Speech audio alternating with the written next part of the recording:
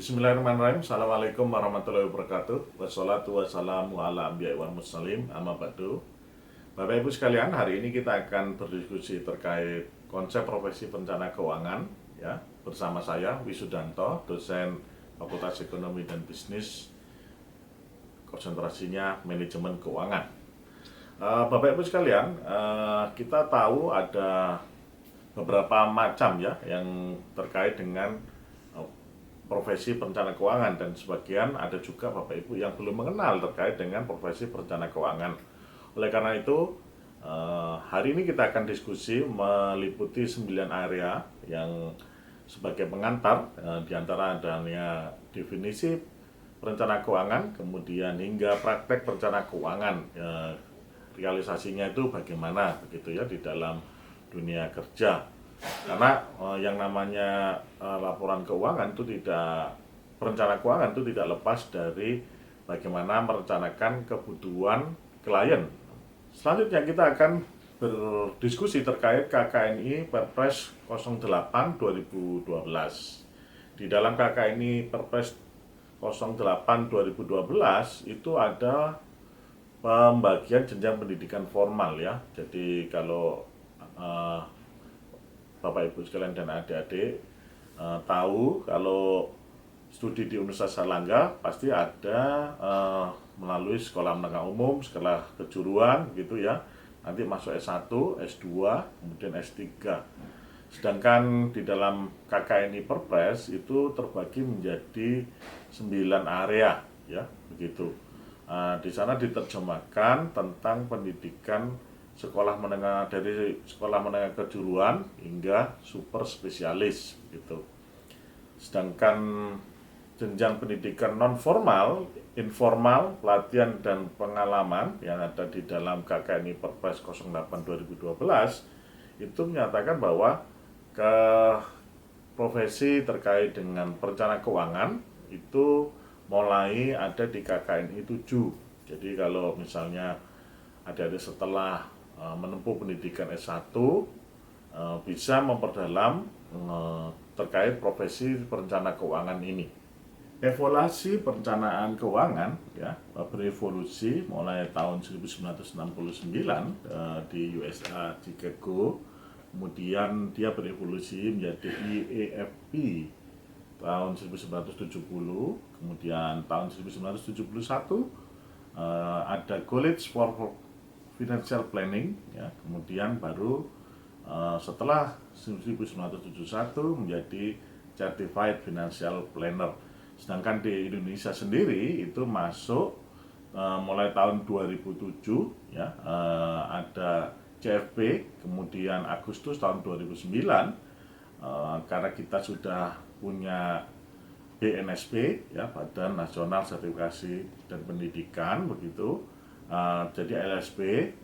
Jadi pada Agustus 2009 ada yang namanya lembaga FPSB Indonesia atau Financial Profesi Standard Board Indonesia gitu. Jadi adik-adik, ketika kita mau mendiskusikan terkait dengan perencana keuangan, kita harus tahu betul apa dan fungsi dan tujuan perencana keuangan. Sesuai dengan perencana keuangan menurut Financial Standard Board, itu adalah proses mencapai tujuan seseorang melalui manajemen keuangan secara terintegrasi. Tujuan hidup termasuk membeli rumah, menabung untuk pendidikan. Jadi kita harus mempunyai daftar ya, tujuan hidup dari klien kita. Jadi kalau klien kita itu kira-kira punya tujuannya dalam jangka pendek apa, kemudian dalam jangka panjang apa, kemudian nanti ketika dia pensiun itu apa, dan bahkan di dalam konsep perencana keuangan juga mengatur bagaimana ini terkait dengan pembagian waris ya gitu. Kemudian legasi-legasi yang ingin dicapai oleh klien kita ketika walaupun pada saat dia masih hidup maupun nanti ketika dia meninggal. Saudara-saudara, kadang seorang perencana keuangan yang bekerjanya ikut dengan perusahaan asuransi itu kita diminta merencanakan sebuah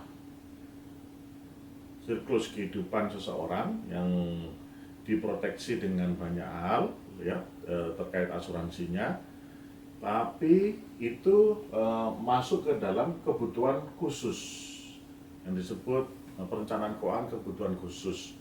Karena pasti sebuah asuransi yang standar itu tidak bisa memenuhi kebutuhan proteksi yang diinginkan oleh klien kita.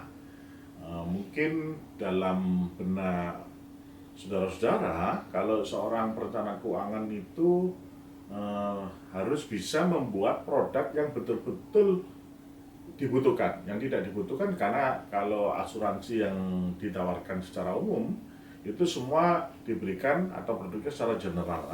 Seorang perencana keuangan harus bisa membuat proteksi-proteksi khusus. Ya, contoh kasus ya, Bapak Ibu sekalian, ketika klien tersebut itu tidak punya hanya satu rumah, ya, ada banyak rumah, tentu si klien bisa men-setting terkait asuransi kebakaran, kemudian asuransi pencurian di beberapa rumah yang berbeda-beda. Itu terkait dengan kebutuhan khusus. Ini terkait dengan pembayaran premi yang sangat berbeda dengan yang berlaku secara umum. Selain kebutuhan khusus, untuk misalnya klien yang berasal dari artis, ya begitu, itu yang banyak permintaan, mereka menginginkan bahwa karena seorang artis atau seorang entrepreneur itu biasanya penghasilannya tidak stabil, maka kita harus bisa membuat sebuah instrumen keuangan yang mampu menghasilkan penghasilan yang sifatnya continuous dan stabil untuk jangka waktu tertentu. Karena banyak juga kita ketahui artis siklusnya pendek ya, sehingga ketika dia sedang top, maka itu harus disetting sebuah instrumen yang mampu menjamin untuk kehidupan dia selanjutnya ketika dia tidak sedang pada top performance. Tak jarang juga, saudara-saudara, seorang perencana keuangan yang punya hubungan yang sangat spesial, yang sangat profesional sehingga di-encourage oleh kliennya, ya, dia memberikan sebuah pelayanan yang perencanaan keuangan menyeluruh, ya. Bahkan di seorang klien-klien tertentu itu tidak ingin informasi-informasi yang kiranya bersifat rahasia hanya diketahui oleh perencana keuangannya. Karena kalau sebagai sifat dasar manusia, ketika kita berbicara terkait sesuatu yang bersifat material, ini akan menimbulkan banyak fitnah, ya. Supaya tidak menimbulkan fitnah, kemudian supaya tidak menimbulkan pertengkaran, ya, ada klien-klien tertentu yang memang benar-benar hanya diketahui oleh perencana keuangan dan sudah disiapkan bagaimana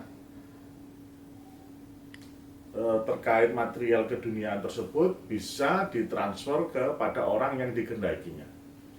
Nah, saudara-saudara sekalian, tadi saya sudah sampaikan bahwa ada area-area yang tidak ingin di-share ya oleh seorang klien atau ketika seorang klien ingin memperoleh pelayanan yang komprehensif.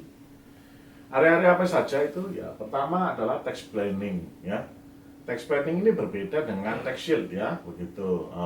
Yang namanya tax planning itu adalah bagaimana kita merencanakan pajak, ya. Jadi pajak itu direncanakan sehingga cash flow kita termanage dengan baik, kita dapat menikmati, ya, menikmati nih dalam tanda petik, ya, kekayaan kita tanpa takut harus dikejar-kejar oleh pajak. Banyak juga dari para pemilik kekayaan yang harus menyembunyikan hartanya, ya, sehingga dia tidak bisa menikmati hartanya, ya. Jadi enggak, jadi kalau memang kita merencanakan pajak dengan baik, berarti pajak itu dibayarkan dengan arus kas yang kita manage, kemudian dengan ketentuan-ketentuan yang paling sesuai, begitu ya. Karena kan yang namanya pajak sifatnya di Indonesia adalah self assessment.